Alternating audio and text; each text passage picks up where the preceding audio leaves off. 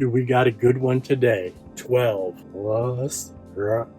Let's rock. We open with Tammy being inducted into the Blue Rose Task Force officially. Diane, kind of.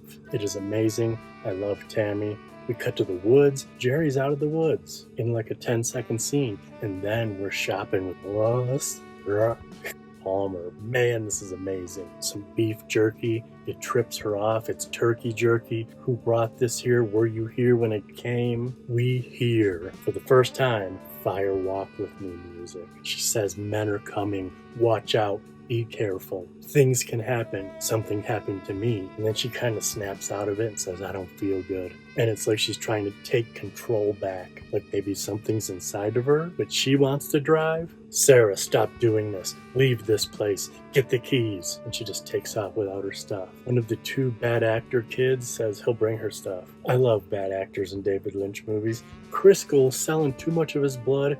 Carl ain't having it. Lectures him.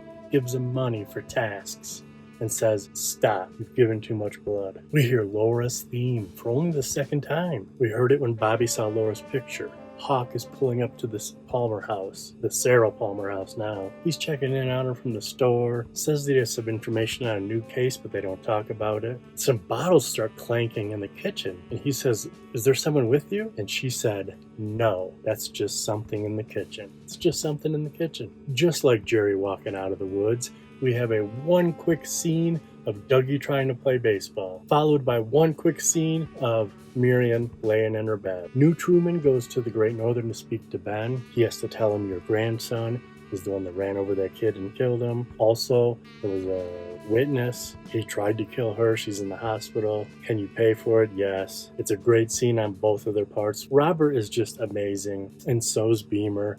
And, well, before the key, he says we've always had problems with Richard ever since he was born, and he just gets worse and worse and worse. Your brother has arrested him a bunch of times. We don't even know who the father is, which made me think, for the first time, this is my 5th time going through the return, so it's never occurred to me. And this is probably a theory, but as soon as he said we don't know who the dad is, I thought to myself, on Doc Hayward's cameo, he said, I saw Cooper going to the hospital. I thought he was there to maybe visit Audrey in a coma. And so I wonder, and I bet this is close to right, or at least a theory. There's no way that I came up with this. But did Coop go hump Audrey in her coma? That's why they don't know the dad, and that's why he's a demon seed? Because it's evil Coop seed? In the hotel, Gordon's telling war stories to a beautiful French lady. Actual war stories. Albert comes in, says he needs to talk to him. Takes about 3 minutes for her to leave. It's wonderful. Albert's stone. Gordon's water. After her exit, Gordon tries small talk, telling him a turnip joke. Albert's not having it. He's got info. They've intercepted more correspondence from Diane. Evil Coop asked her Las Vegas, and she said they haven't asked yet. And they wonder, what haven't we asked yet? I actually thought the opposite. I thought she might have been trying to play Coop and be on the good guy's side. Anyways, we cut to Dr. Amp. He's doing his usual spiel. Nadine's listening as usual. And right when he says politicians belong in the 9th level of hell, we cut to Audrey Horne for the first time. 12 episodes. It's about time. And her husband, Charlie, played by Clark Middleton.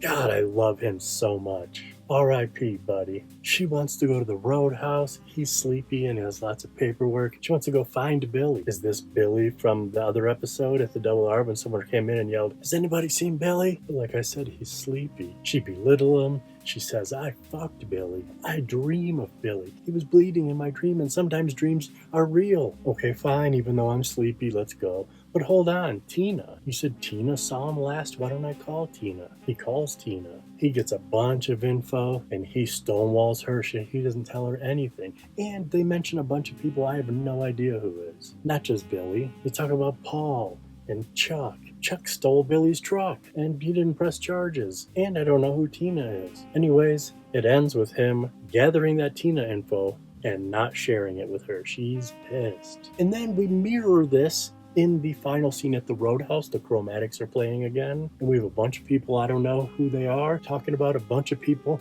that I don't know who they are. Well, except one. So the two girls say, oh, where's Angela? I don't know. Maybe she's with Chuck.